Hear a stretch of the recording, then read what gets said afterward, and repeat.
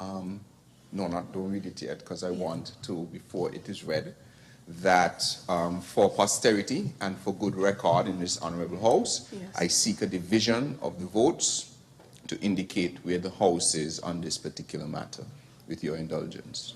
Very well. Madam Clerk, kindly take the vote in accordance with Standing Order 53.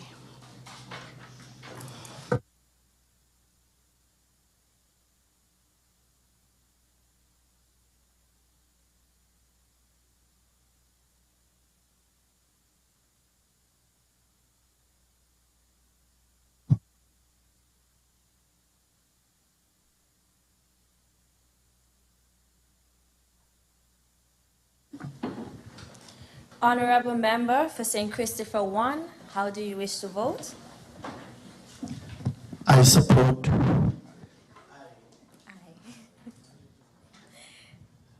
The Honorable Member for St. Christopher 2 is absent.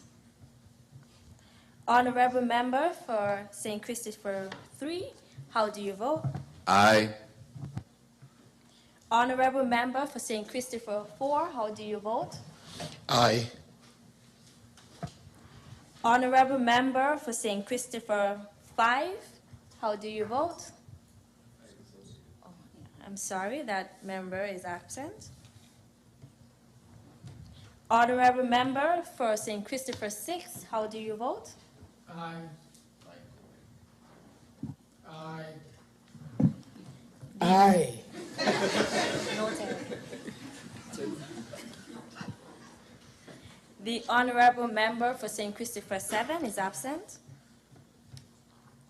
Honorable Member for St. Christopher 8, how do you vote?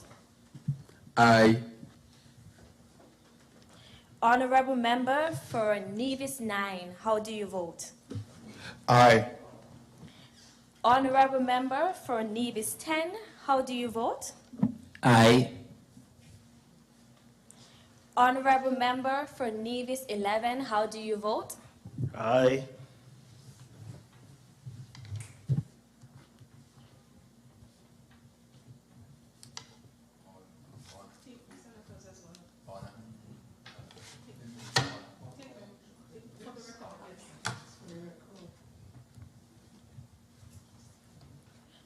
Senator, the Honorable Garth Wilkin, how do you vote?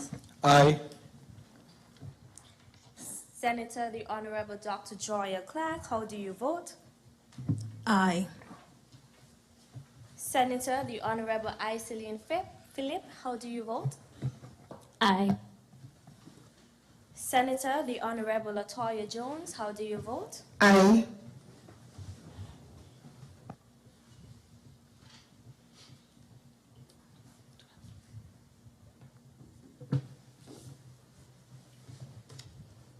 Honorable Speaker, I am pleased to report that there are 12 ayes and 3 absences.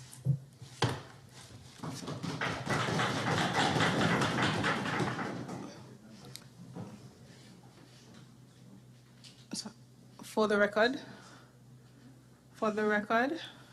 I have to declare the number of votes. We have 12 ayes, 3 persons were absent. Of the 12 ayes, we had 8 persons who were elected, and we have 4 persons appointed to make the 12 ayes. We may proceed now to reading the bill.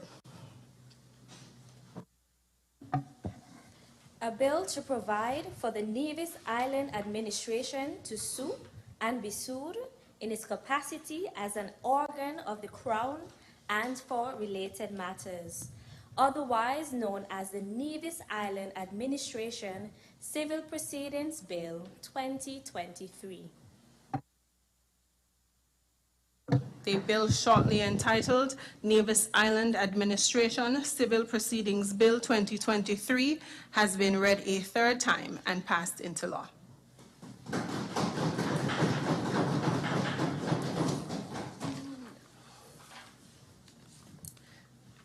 Proceed.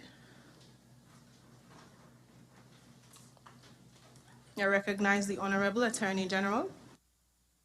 Madam Speaker, I rise to lead the debate of and have read for a second time in this Honorable House the bill shortly titled Crown Proceedings Amendment Bill 2023. Madam Speaker, this bill, which is even shorter than the last bill, is an analogous amendment to the Crown Proceedings Act to reflect the terms and provisions of the Nevis Island Administration Civil Proceedings Act 2023. Madam Speaker, the only amendment to the Crown Proceedings Bill that is recommended in this bill, to the act that is recommended in this bill, is that Section 14 be amended to read as follows. All documents required to be served on the Nevis Island Administration for the purpose of or in connection with any civil proceedings against the Nevis Island Administration shall be served on the legal department of the Office of the Premier of the Nevis Island Administration, and all documents required to be served on an officer of the Nevis Island Administration as distinct from the Nevis Island Administration itself shall be served on that officer. That is the beginning, the middle, and the end of this proposed bill, Madam Speaker, to amend the Crown Proceedings Act.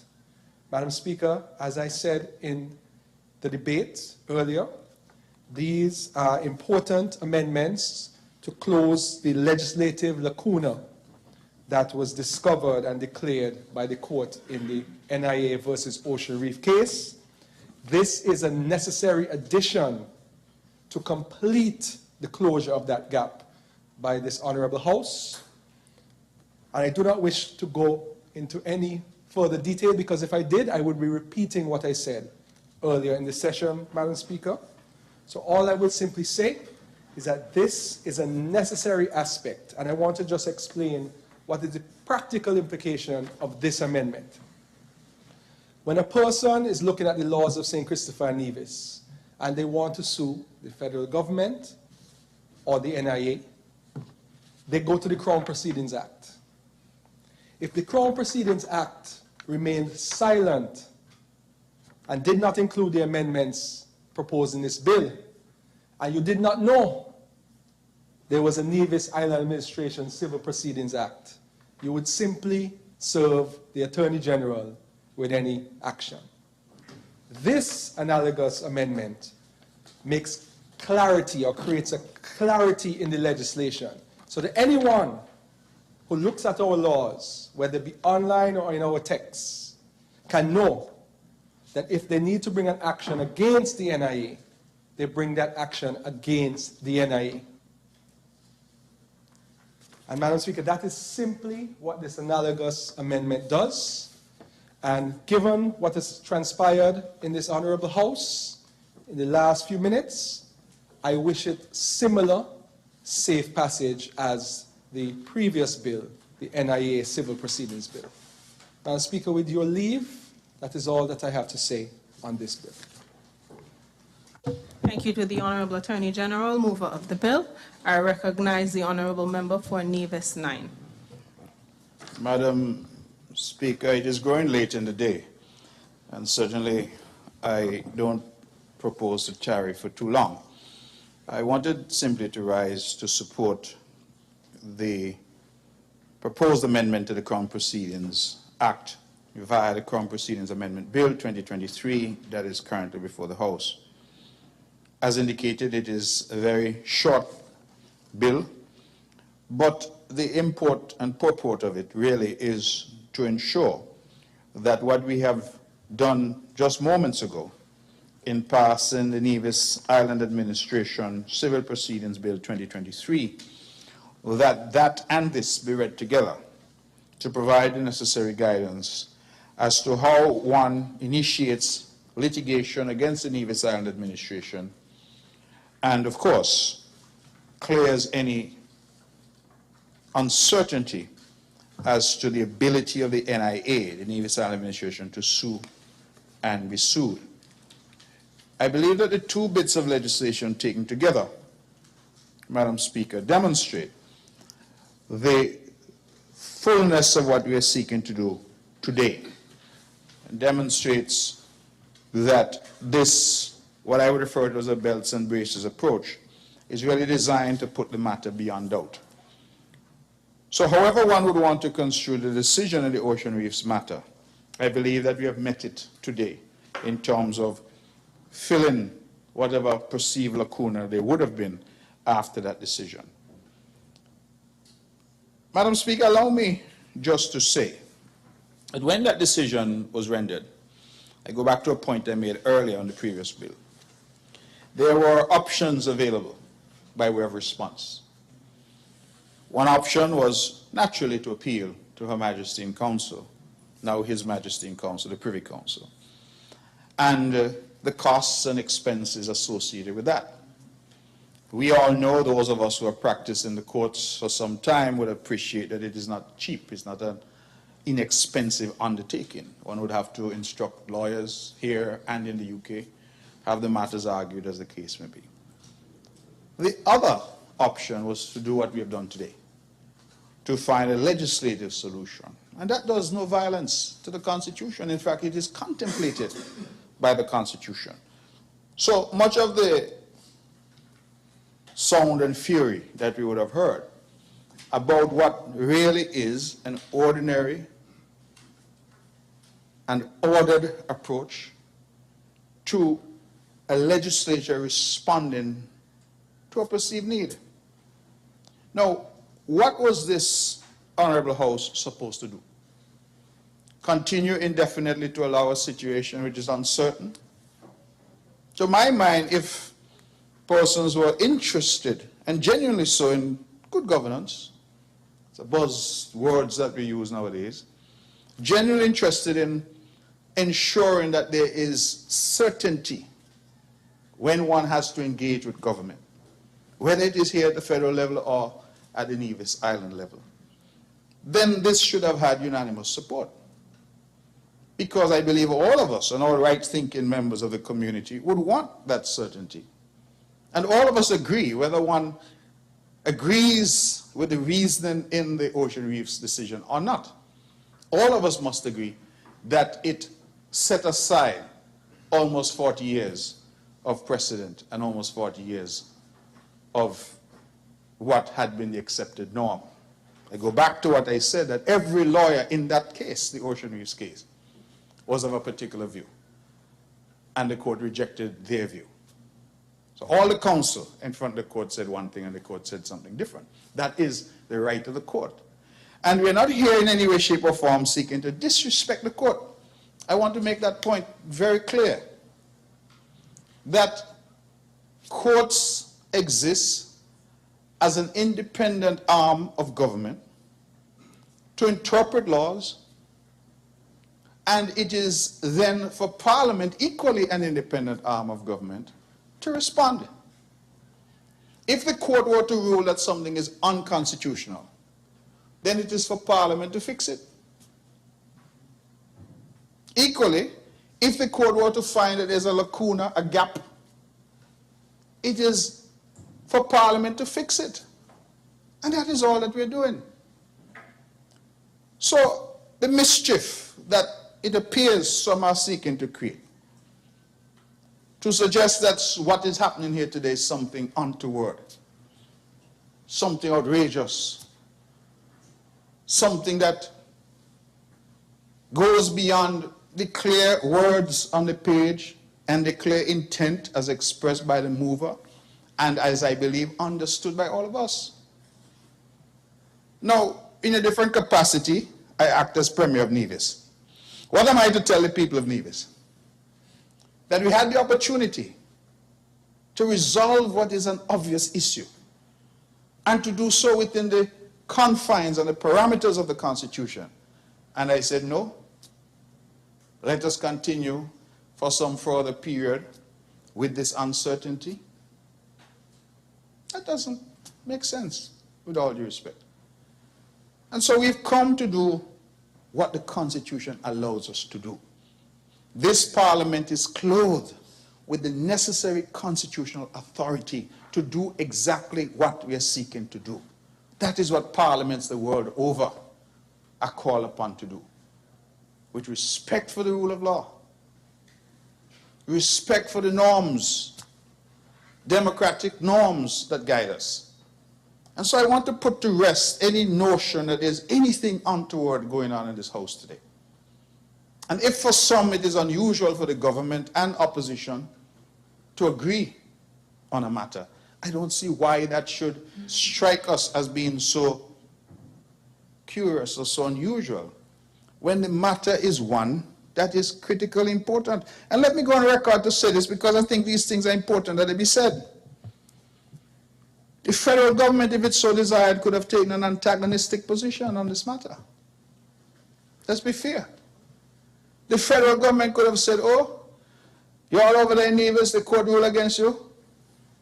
Go find £200,000-300,000 to go to London in the cold winter of London and see if you get things changed over there.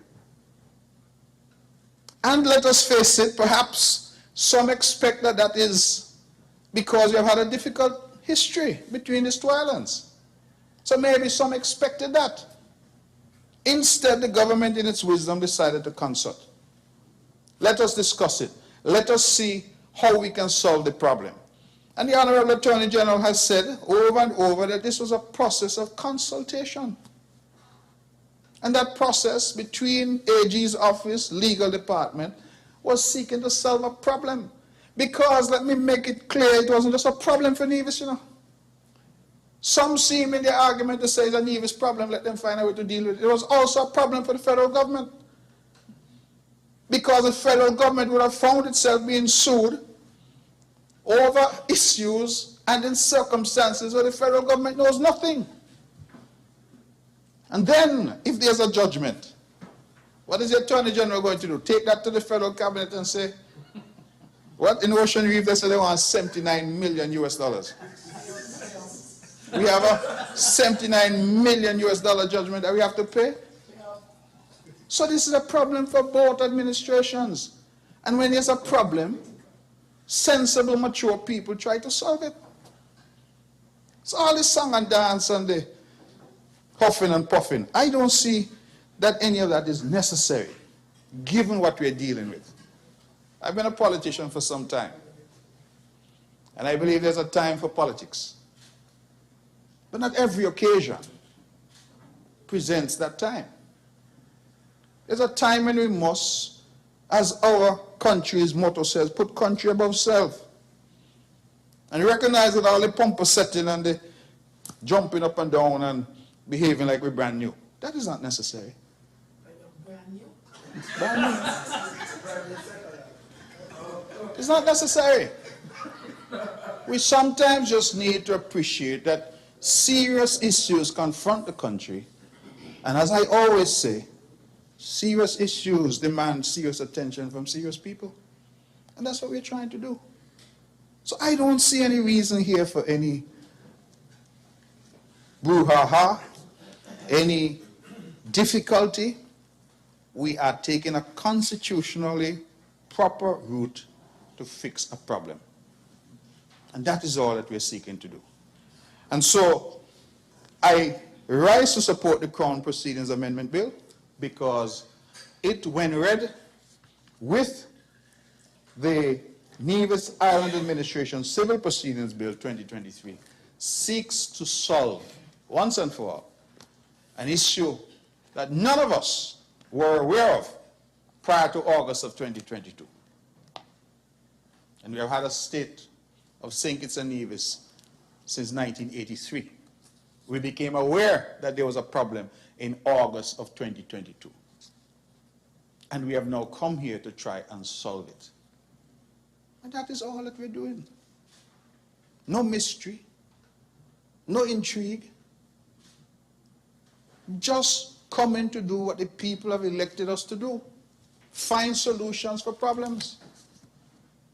And I want to commend the Honorable Attorney General again for his openness and his office, because I know that this went through various drafts. There were various iterations. I heard the comment made that new drafts were received of some of the bills just on Monday. That was because there was a consultative process going on. And you would have realized the earlier draft said a bit more. But we decided, listen, let's just keep it simple. Let us solve the problem. What were the two problems? Can the NIA sue or be sued? And second, who do you serve if you're going to sue the NIA? And we have come to solve those two simple problems. And as leader of the opposition, and the person who, I hope when I say so, my friends don't demur, but who commands the support of the majority of people on this side, I want to make it clear today that make it pellucid, that where there are matters that demand our support, those matters will get our support. I don't believe that should offend anybody. But if it does, they could come again in 5 years and see if they can make a difference to this lodge. 1, 2, and 3. I believe it was someone of the reggae greats who said, they got tired to see we face. And we can't get us out of the race. So who has a problem with constructive engagement to advance the agenda of the country? That's their business. That is not going to trouble me. I'm not going to lose any sleep over it. Because when I go back to Nevis tonight, I could say to the people of Nevis, we engage with the federal government and we solve our problem. But that's what they send me to do. So I want to make it clear that I support wholeheartedly this Belts and Braces approach to ensure that the decision in Ocean Reefs doesn't continue to be devilous in terms of the functioning of the NIA and, by extension, the functioning of the federal government. Thank you. Thank you to the honorable member for Nevis 9. I recognize the honorable member for St. Christopher 8. Madam Speaker, I rise to lend, of course, to join the debate on this most important bill, a bill entitled Proceeds of Crime Act.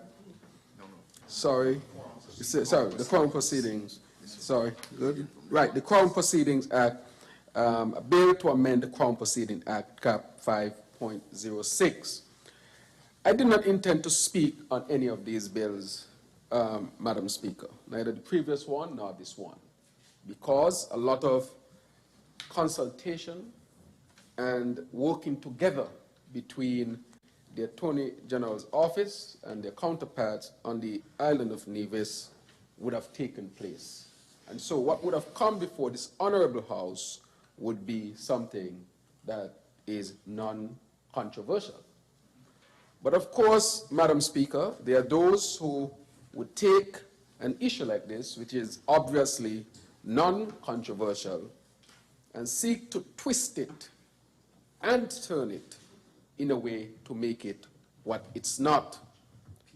But the spirit of this, Madam Speaker, is that there necessary must be opportunities where those on the opposite side and those on this side must work together as to ensure that this House represents the people in the way that the people must be represented. There are times when we must come here, and what is strange, Madam Speaker, is that those who speak and grandstand would have spoken before of working together and having a better relationship so that matters like these, which are non-controversial, can easily be brought to the House and be passed to ensure that our democracy continues to advance. Madam Speaker, looking at this, I can't see where the controversy is. But I want to say to the people of the Federation of St. Kitts and Nevis that we promised the people of St. Kitts and Nevis that we will seek opportunities to work with the opposite side when necessary to put their affairs above political parties, grandstanding, individual agendas, because we must live by what we purport here when we say country above self. And I want the people of St. Kitts to recognize that this is really a new day, a better way in which we can conduct ourselves in this honorable house, where we are really putting the agenda of the people above any individual party or any other type of agenda.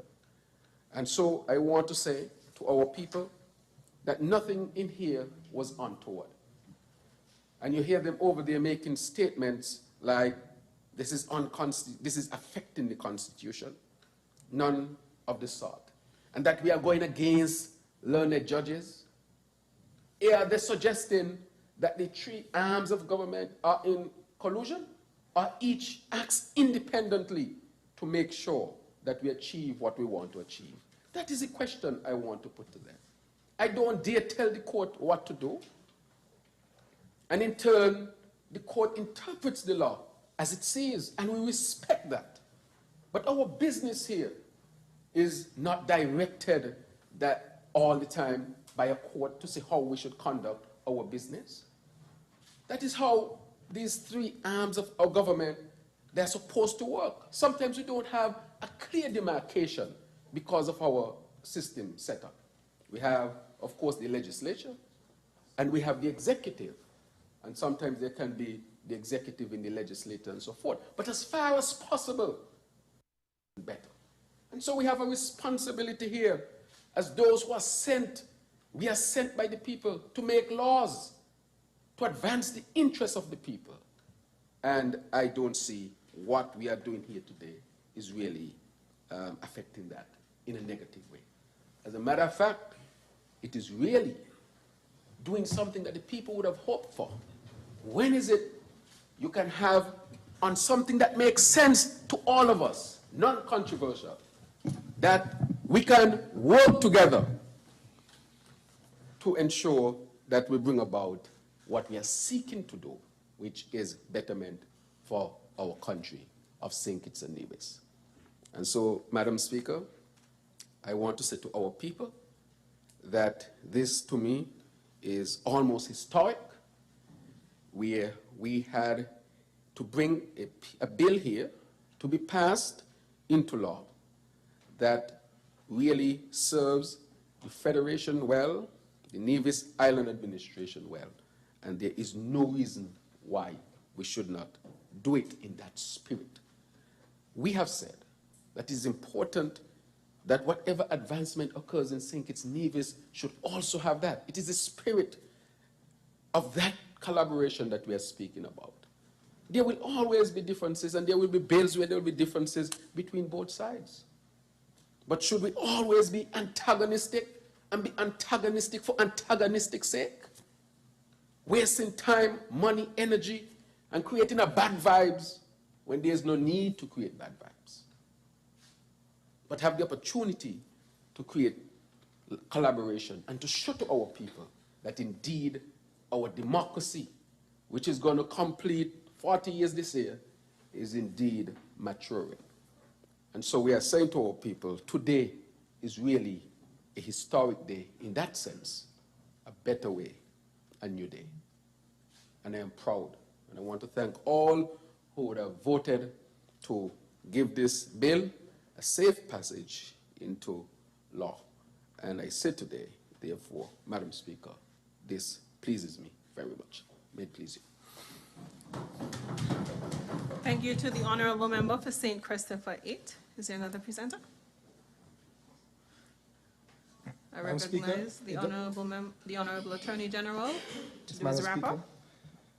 Madam Speaker, I don't think I need to add anything else other than to say that it was a pleasure for the Attorney General's office to collaborate with the legal department of the Premier's office.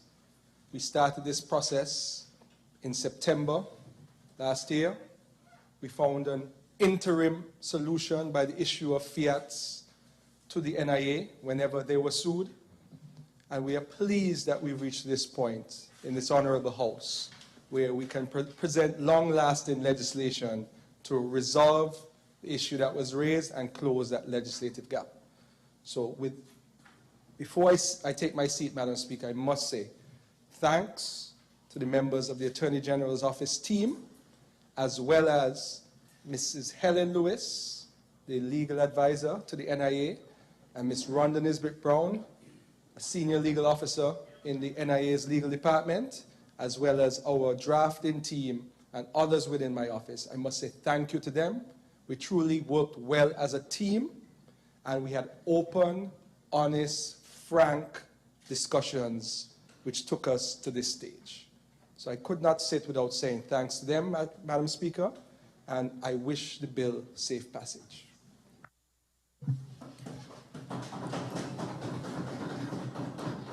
Thank you to the Honorable Attorney General, mover of the bill. The question is that the bill shortly entitled Crown Proceedings Amendment Bill 2023 be read a second time. Those in favor? Aye. Those against? The ayes have it. A bill to amend the Crown Proceedings Act, Cap 5.06, otherwise known as the Crown Proceedings Amendment Bill 2023. The bill shortly entitled Crown Proceedings Amendment Bill 2023 has been read a second time. House moves to committee stage.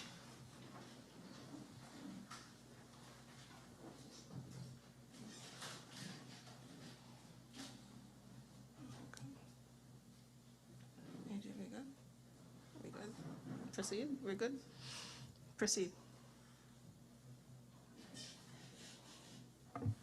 Clauses 1 through 3. The question is that clauses 1 through 3 stand part of the bill. Those in favor? Aye. Those against? The ayes have it. The enacting clause. The question is that the enacting clause stand part of the bill. Those in favor? Aye. Those against? The ayes have it. The title. The question is that the title stands part of the bill. Those in favor? Aye. Those against? The ayes have it. House resumes.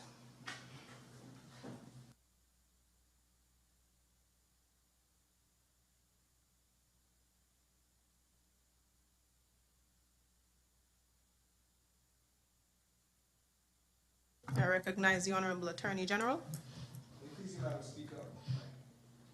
May it please you, Madam Speaker. I wish to move a motion to suspend Section 57 of the Standing Orders and have read for a third time and pass the bill shortly titled Crown Proceedings Amendment Bill 2023. Seconder. I second the motion, Madam Speaker. The question is that Standing Order 57 be suspended and the bill shortly entitled Crown Proceedings Amendment Bill 2023 be read a third time and passed into law. Those in favor? Aye. Those against? The ayes have it. I recognize the Honorable Member for St. Christopher 3. Madam Speaker, again, due to the significance of this bill, I request a division to record for good measure the members of the House who support this particular amendment. Very well. Madam Clerk, in accordance with Standing Order 53, kindly take note of the votes.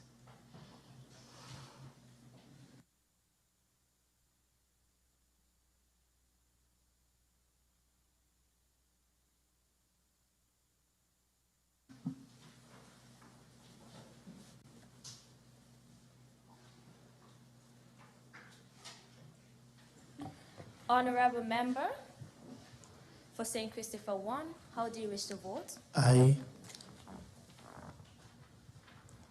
The Honorable Member for St. Christopher 2 is absent. Honorable Member for St. Christopher 3, how do you wish to vote? Aye. Honorable Member for St. Christopher 4, how do you wish to vote? Aye. Honorable Member for St. Christopher 5 is absent. Honorable Member for St. Christopher 6, how do you wish to vote? Aye. The Honorable Member for St. Christopher 7 is absent. Honorable Member for St. Christopher 8, how do you wish to vote? Aye. Honorable Member for Nevis 9, how do you wish to vote? Aye. Honorable Member for Nevis 10, how do you wish to vote? Aye. Honorable Member for Nevis 11, how do you wish to vote? Aye. Senator, the Honorable Garth Wilkin, how do you wish to vote? Aye. Senator, the Honorable Dr. Joy L. Clark, how do you wish to vote? Aye. Senator, the Honorable Iselin Phillip, how do you wish to vote? Aye. Senator, the Honorable Latoya Jones, how do you wish to vote? Aye.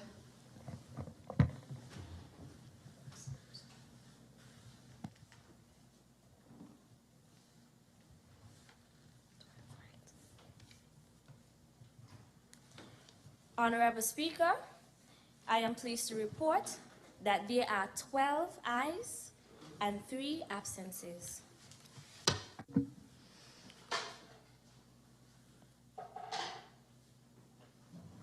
For the record, there were 12 ayes, 8 of which are elected members, 4 of which are appointed senators. May proceed to reading the bill.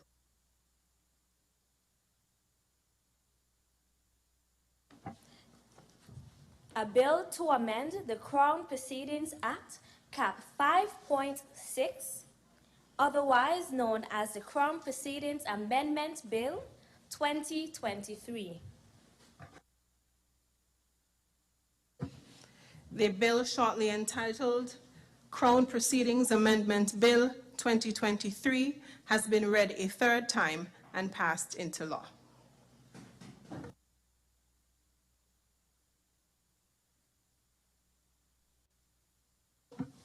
Next item. Motions, resolutions, adjournment.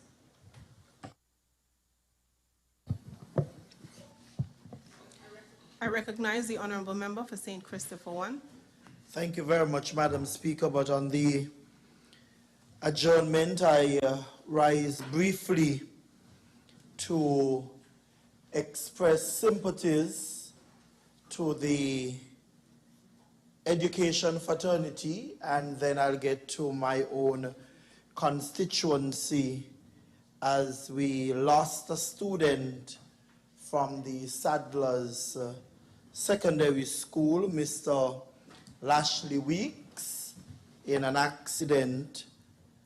On behalf of the entire ministry, we want to express our sincere, and the government as well, our sincere sympathies to the family of our dear student. We also ask the nation to continue to pray for a student from the Virchilds High School who is hospitalized in a coma, DeAndre Gilbert. I think he might have been a 5th former, so he would have been doing his subjects. And of course, as a country, Madam Speaker, like the others in the region, we do express our sympathies to the families of those 19 students who lost their lives in Guyana. And one of our educators, I believe he would have taught several generations of students and maybe politicians. He boasts a lot about that in the person of Oswald Elliott. He served well in the Ministry of Education in various capacities at various high schools. I know the Keon High for sure, and then he went to the Sandy Point, and most recently he retired after serving so many years at the Clarence Fitzroy Bryan College. And I want to express sympathies to the faculty and staff at the CFBC College and to the family members of our fallen educator. Today, Madam Speaker, we got the news of the passing of our dear comrade, Comrade Earl Clark from Newtown, from East Bastia constituency number 1. And is at this point I want to express my sincere sympathies to Teacher Clark, his wife, my primary school head teacher, and the children, the brothers, the sisters, the entire family of Comrade Earl Clark. Comrade Earl Clark was someone who we refer to as an unsung hero. He was a historian, he was a sportsman, he was a politician, he was an advocate fighting on behalf of the ordinary persons. Madam Speaker, I knew him personally because I grew up in the home, but most recently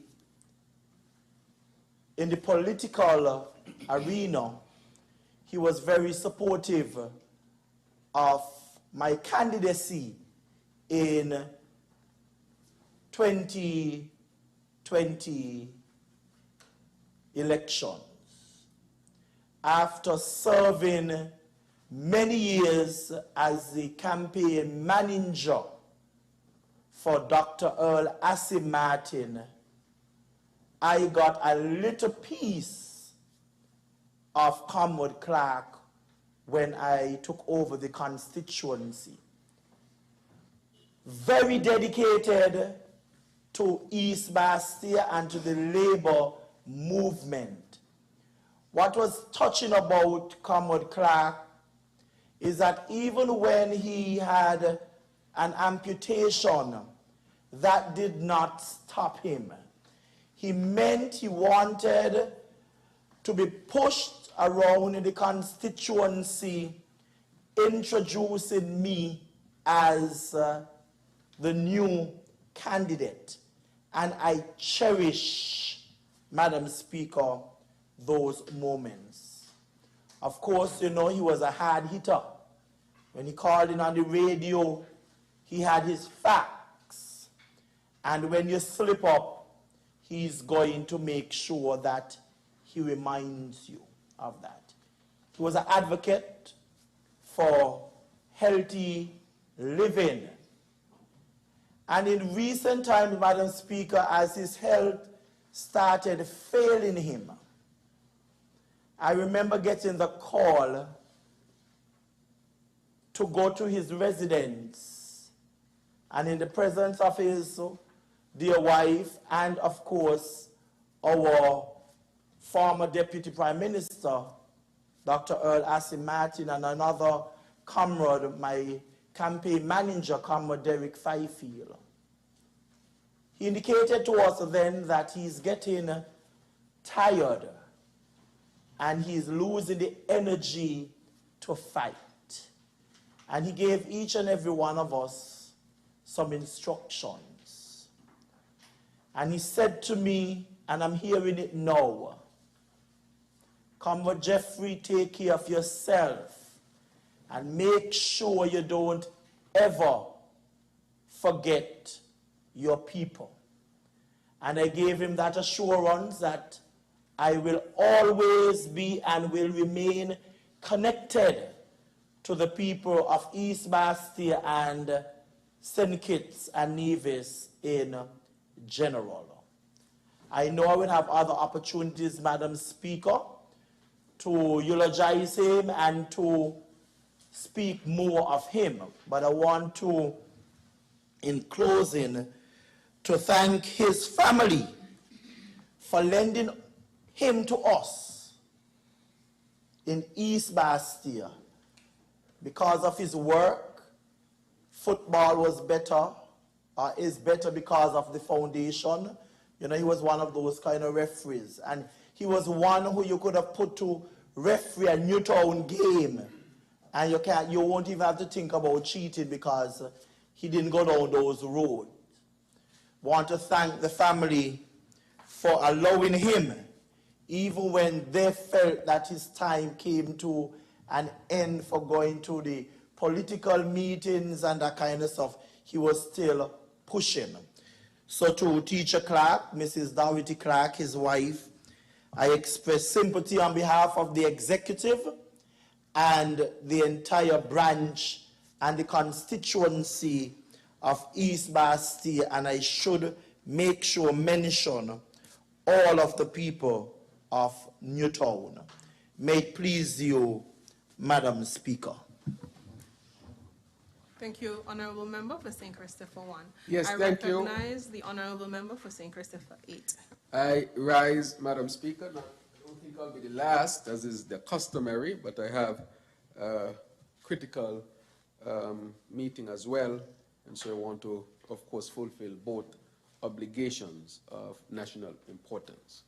Let me say to the general public that eye surgery has resumed at the JNF hospital. Cataract surgery and so forth would have started.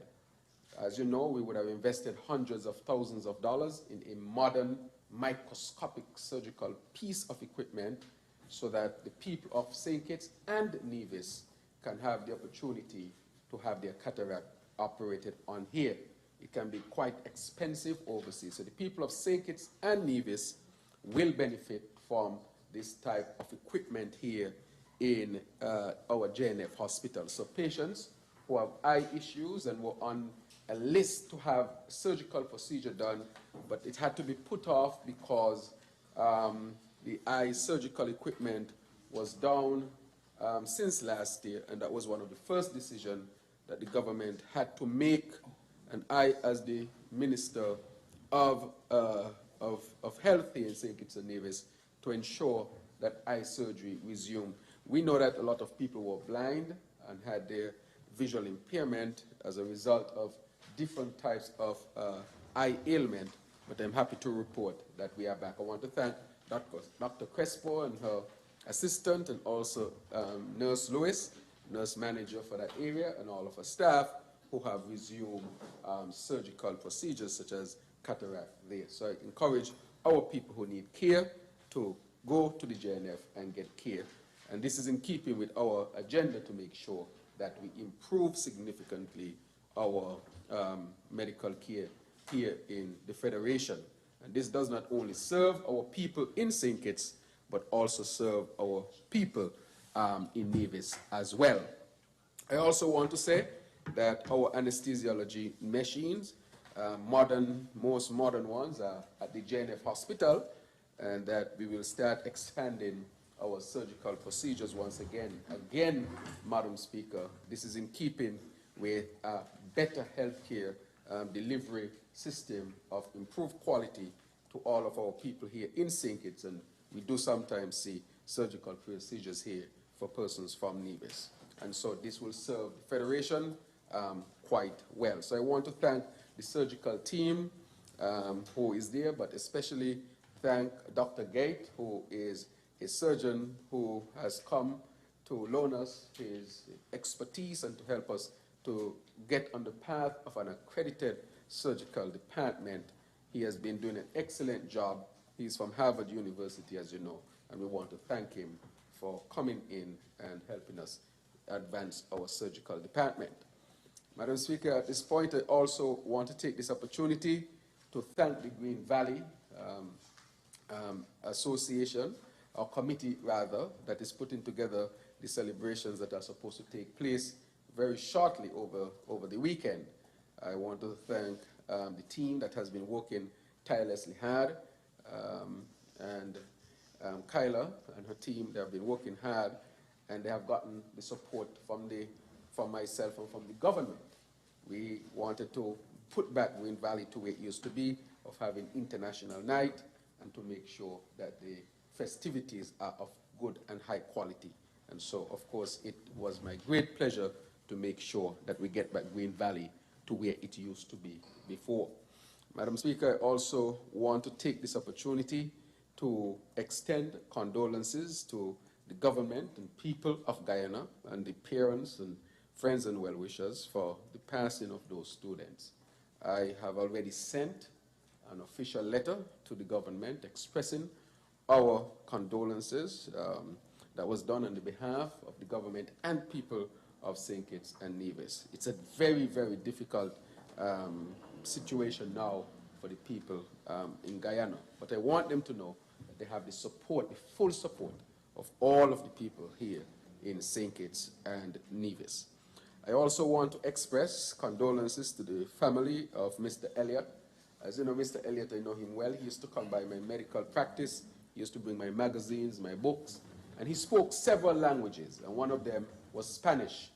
And I am very fluent in Spanish, as you know, and we used to speak in Spanish sometimes. And I know a few words in French. He's better at French than I hope to be.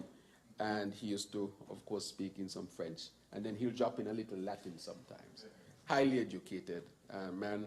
We discuss a lot of things, and I really, really feel his lost. And I know that the country, our nation, will miss one who have contributed significantly to its development, especially in the area of education. I also want to express my deep condolences to the family, friends, community of Newtown, East Bastille, and St. Kitts and Nevis and a whole, the football fraternity, sporting fraternity, on the passing of, I call him Professor Earl Clark. Professor Earl Clark, of course, would be one of those who had a strong voice in our community, but he was a very fair man, a caring man, a man who loved people. And even though he was a comrade, he loved all people, irrespective of their political persuasions, whichever side they were on. And so he would have influenced our movement significantly, making sure that we stay on the straight and narrow when it comes to our principles, when it comes to our motto and what we abide by. And he will be deeply, deeply missed. I remember when he got sick, he sent a message to me. I went to see him, and I had a conversation with him. And instead of talking about himself, he started to give me advice. He said to me, hold on, continue the fight, fight for the people, always put the people first. And so his words will always, always remain with me. I would like to say, I'm sure that people of Cuba as well will miss Professor Earl Clark, because he was, they were dear to him, and he fought their fight of the embargo that is on Cuba, so that it can be lifted and give the Cuban people a better chance. And those were his sentiments. I also want to take this time, as I wrap up quickly, Madam Speaker, to express best wishes to my aunt who is in the hospital, Aunt Mary Nisbet. I wish her all the best. And I want to wish all those who are in the hospital at this time, some of whom I visited very recently, and I want to wish them all the best and hope that they see a good and healthy recovery. And so, Madam Speaker, with that, I want to thank you for the few moments that you have given me to speak on the adjournment. May it please you. Thank you to the honorable member for St. Christopher 8. Is there anyone else? I recognize the honorable senator, Dr. Clark. Thank you, Madam Speaker. I want to start, on a sad note, to also continue the expression of condolences to our stalwart, to his family, Mr. Earl Clark, Professor Earl Clark, as our Prime Minister said.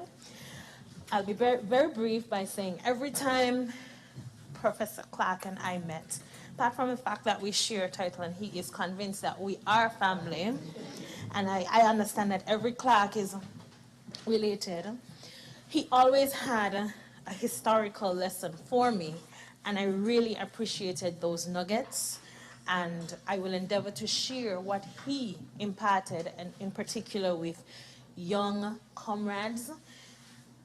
Professor Clark was a very civic-minded person. He was country first. He was party. he was for the people. And that is a lesson that we can all share. I also want to extend condolences to the family of Keonja Richards of SEMS, Charles E. Mills. He is the young lad who had the unfortunate incident at the school. I will not speak much about it, but I would say that safety in schools, management of anger, and protection of the learning institutions will continue to be our priority. I also want to extend birthday greetings to Miss Paul. That's from St. Paul's. She turned 98 on 2 days ago. I won't say much because our parliamentary representative for number 6, who cut the cake and did all the fancy stuff with her, will share more about how strong and vivacious she is at 98. Before I close, I must, if you would allow me, Madam Speaker, to use this opportunity to wish farewell to Permanent Secretary Sharon Rattan. She is the Permanent Secretary in the Ministry of Environment, Climate Action, Constituency Empowerment, who also has responsibility for solid waste and parks and beaches. She has served 37 years in the civil service. That's commendable, right? P.S. Rattan has worked in various ministries: social development, public works, environment as PS, now environment and cooperatives, and now environment, constituency empowerment, climate action, et al., as well as in the Ministry of Education. She has garnered years of experience as a transformative leader in the civil service.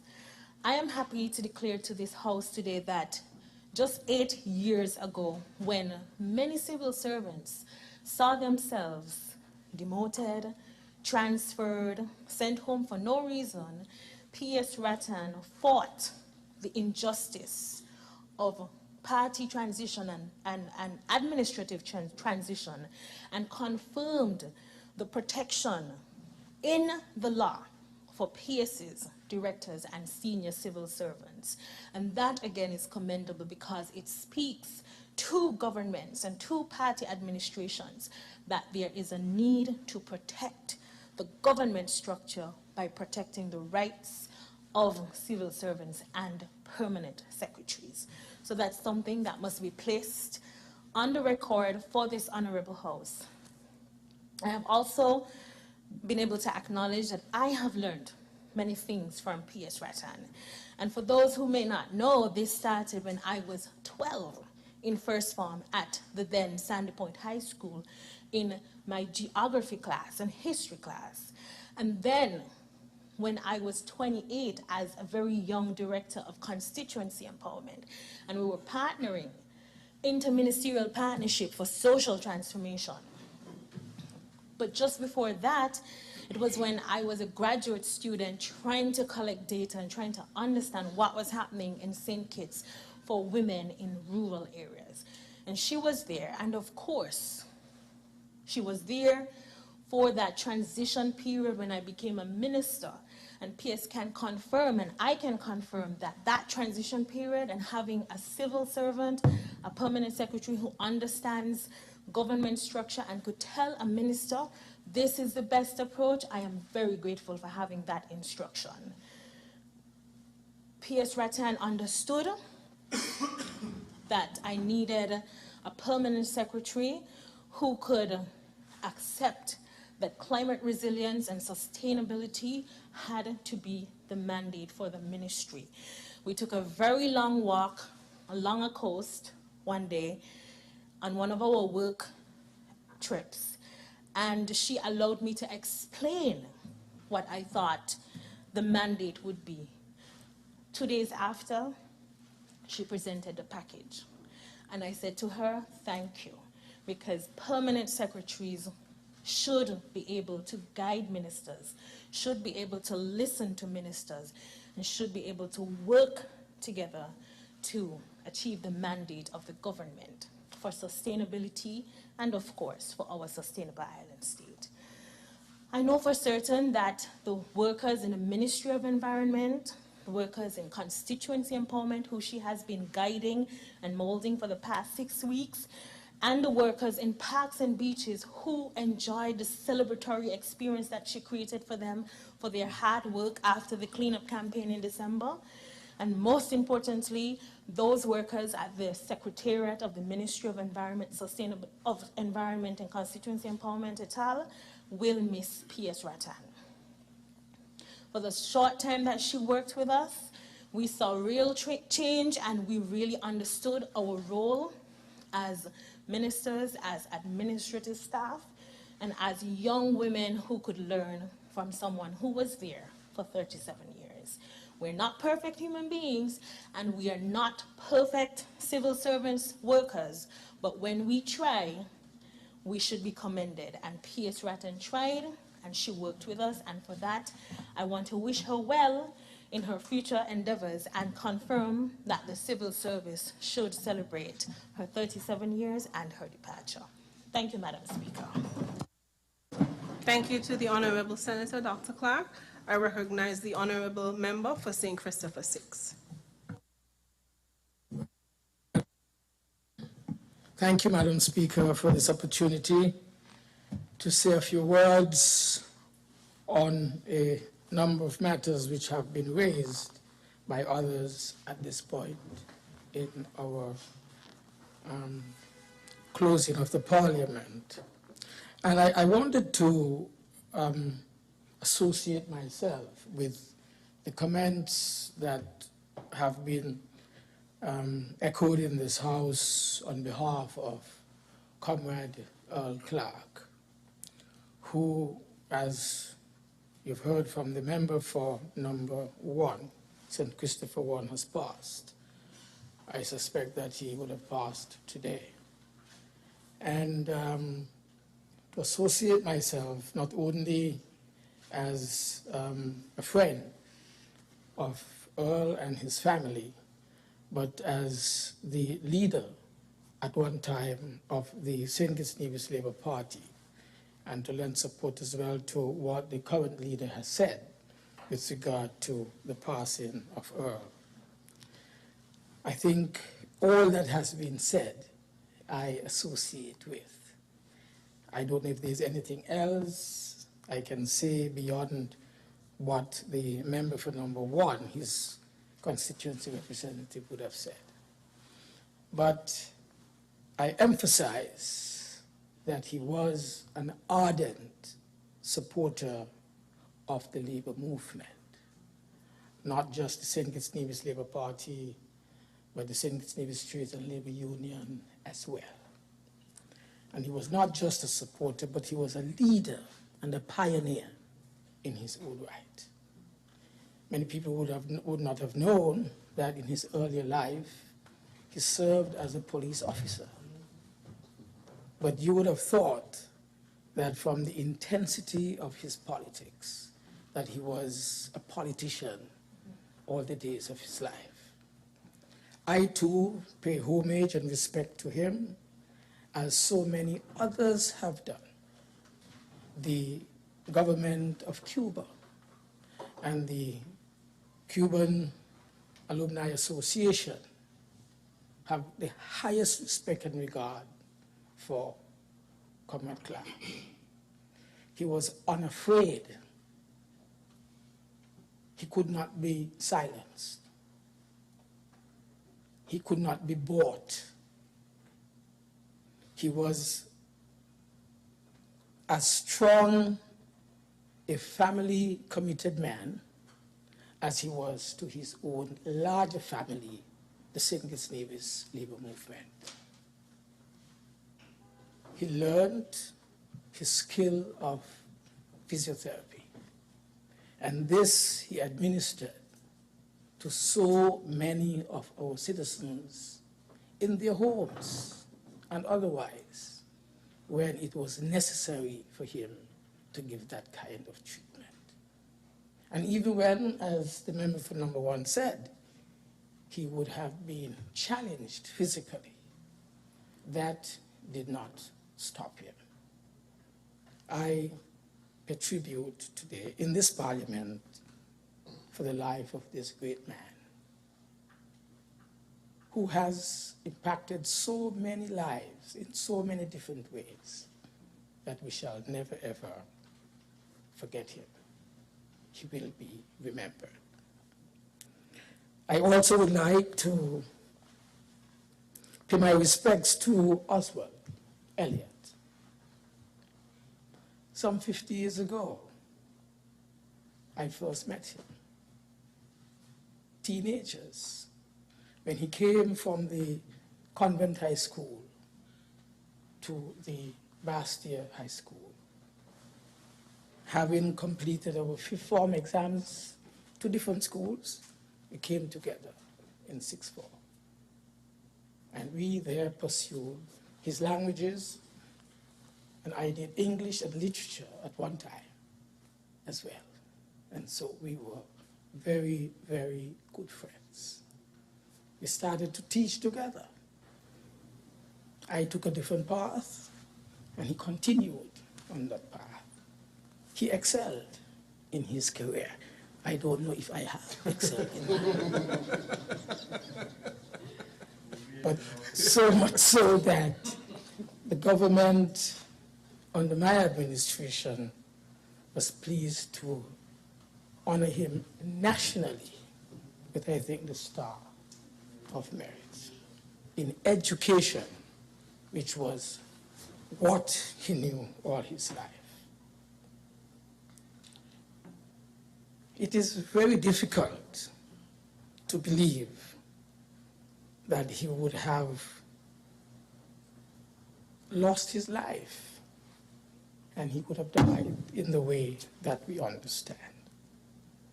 And so one questions, was there anything that we missed? Or were there signs that he was not able to cope? We never know. But sometimes people give so much of themselves that at the end, their own lives become sacrificial. So we remember Oswald. We remember him for the hundreds of young minds he would have trained and inspired. We remember his articulation, his ability to always give you something that was a firing back. And that is why it is so difficult to believe that he is gone. But I'm sure that in going, he was taken on his flight on the wings of angels. And Oswald, I'm sure we will meet again. I also, of course, must give my own personal respects to P.S. Ratton. P.S. Ratton is not an ordinary person. Young, brilliant, with a flair that not many people would have, was also defiant, knew exactly what her rights were and are, and took it to the highest level in order to sustain her rights. Refused to be trampled, refused to become a political victim. And if so many of us would do like Ratton, this would be a better world where oppression and victimization will disappear from life, because she dared to stand up for what she believed in. She was one of the youngest permanent secretaries during my term in office as Prime Minister that I had the pleasure of appointing. And so She has decided to retire. But it is not that she is going off in the sun anywhere. She just simply putting on new tires. So she is retiring in order to continue. In order to continue her successful life and to ensure that she will be there to inspire, encourage, and lead those persons who have always seen her as a role model.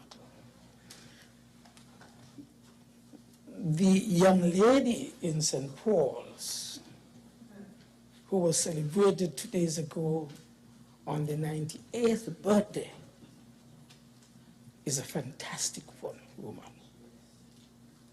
Served as an ordinary person in Poxon Medical Center. I believe she's the mother of about maybe at least 10 children, if I'm not mistaken.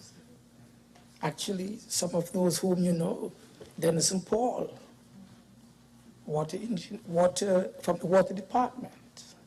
That's her son, last son. So many others, Peter Paul, Pastor Peter Paul, preacher, married to my younger sister. That's the family. And so Mrs. Paul has demonstrated that challenges in life does not in any way prevent you from living in good health, and therefore has demonstrated that her longevity is as a result of the fear to God. An ardent Christian in my church in St. Paul's, Wesleyan Holiness. And so today, on behalf of the community, on behalf of the constituency, on behalf of the families, the Douglas family and others, we say again, happy birthday, Stella. May you continue to shine at age 98 and beyond. As someone said at the little celebration 2 days ago, Queen Elizabeth was basically same time of birth.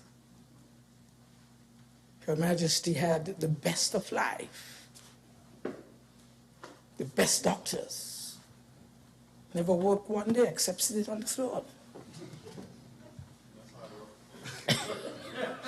But Mrs. Paul worked all the days of her life, basically, until she retired from boxing. And she has outlived Her Majesty. Glory to God. Thank you. Thank you to the Honourable Member for St. Christopher 6. I recognize the Honourable Member for St. Christopher 3. Thank you, Madam Speaker. With your indulgence, just wanted to make a brief intervention on the occasion of the adjournment. First, I would like to join with my colleagues and associate myself with the comments of condolences and sympathies to Comrade Earl Clark of Newtown and of constituency number 1, and for his outstanding stewardship of representing the masses of this country.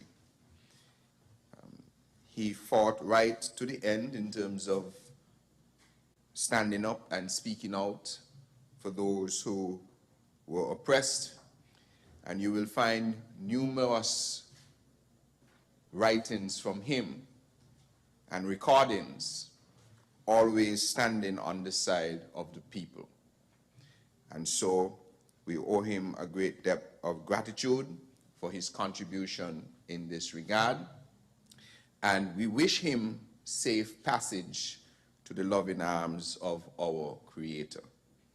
So may his soul rest in peace, and may God grant understanding and comfort to his family and friends and those who love him.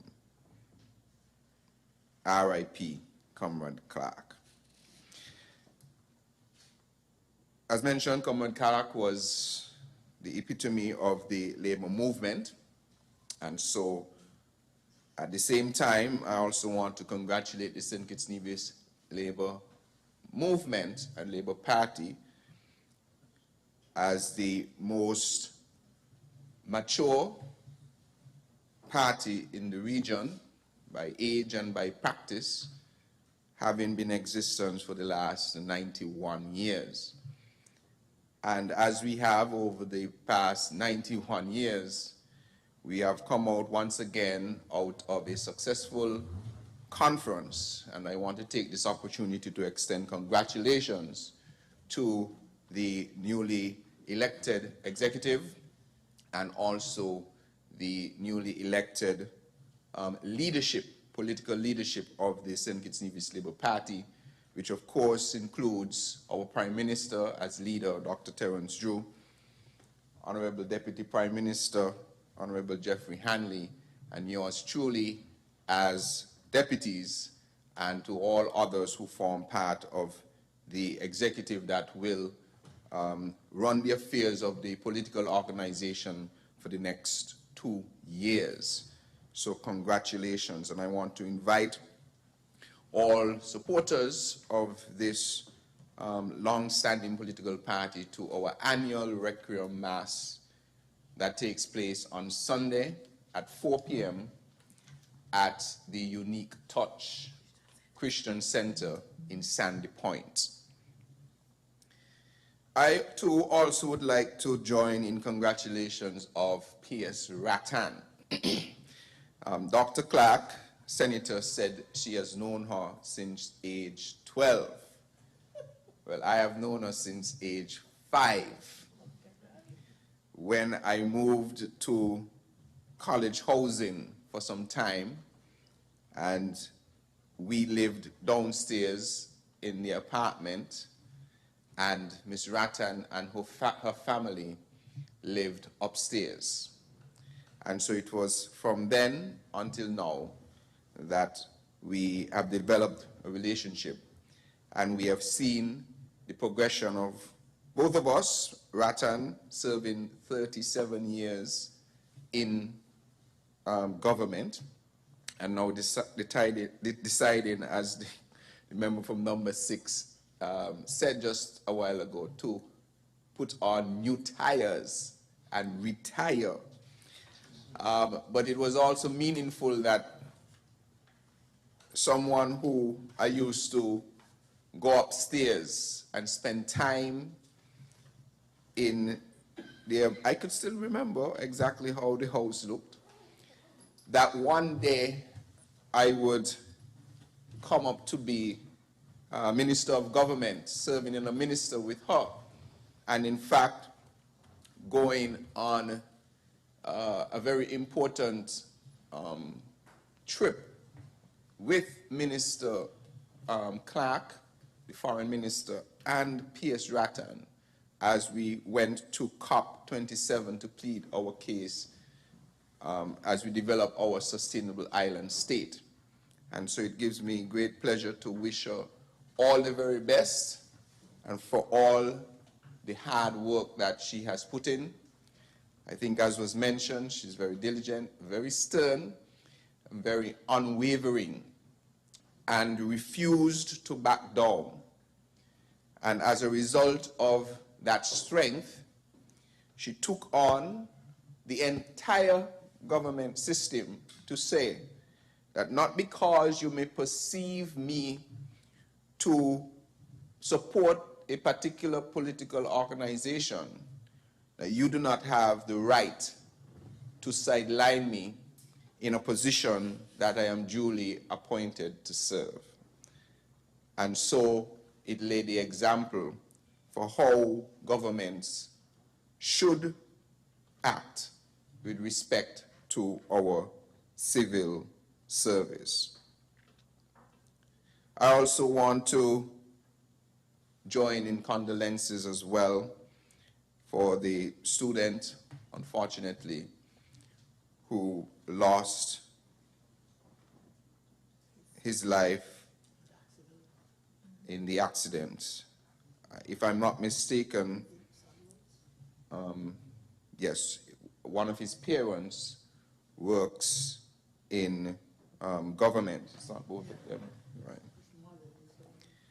And we want to wish them all the best at this time. I cannot imagine what the family would be going through, losing a promising young man at only the age of 15 years old. And to go through the pain of losing your child so tragically and not having the opportunity to say goodbye. And it reminds us always that we are not in control of the timing that the Father has set for us to move on to other dimension of this being or this world or this universe. And at every opportunity, we must make the effort to express our love to those we cherish and care about. And also to acknowledge that it is not every single time, as mentioned by the member for number 9, I think it was, that we must consume ourselves in opposition and partisanship, because life is larger and bigger than that. I also want to extend condolences, of course, as the Prime Minister has said, to the families in Guyana who are experiencing a similar fate with the loss of 19 students in a school fire. Again, we cannot appreciate and understand the trauma and the discombobulation that would bring to families. And so with these few comments, I wanted your leave at this moment of adjournment. Thank you, Madam Speaker. Thank you, Honorable Member for St. Christopher 3. Is there another presenter? Just before we take the adjournment, I have 2 brief things to place on the record. Firstly, to indicate and make note of the apologies sent by the Honorable Member for St. Christopher 2, who is overseas on national duty. So that is the reason for her absence in today's sitting. Secondly, to place on the record sincere condolences to my colleague, the Honorable Speaker, Mr. Manzoor Nadir, of the National Assembly of the Parliament of the Cooperative Republic of Guyana. I wished him condolences earlier this week, personally on behalf of the country, myself, and the other nationals here. However, I needed to place that on the record as well, so that he is indeed aware that our prayers, my prayers, are with him, the families, and the classmates and other students of those students who tragically lost their lives. So with those 2 brief mentions, I'll take the adjournment. Madam Speaker, I wish to move a motion to have this House stand adjourned, sine die. Seconder. I rise to second that motion, Madam Speaker. The question is that the House stands adjourned, sine die. Those in favor? Aye. Those against? The ayes have it.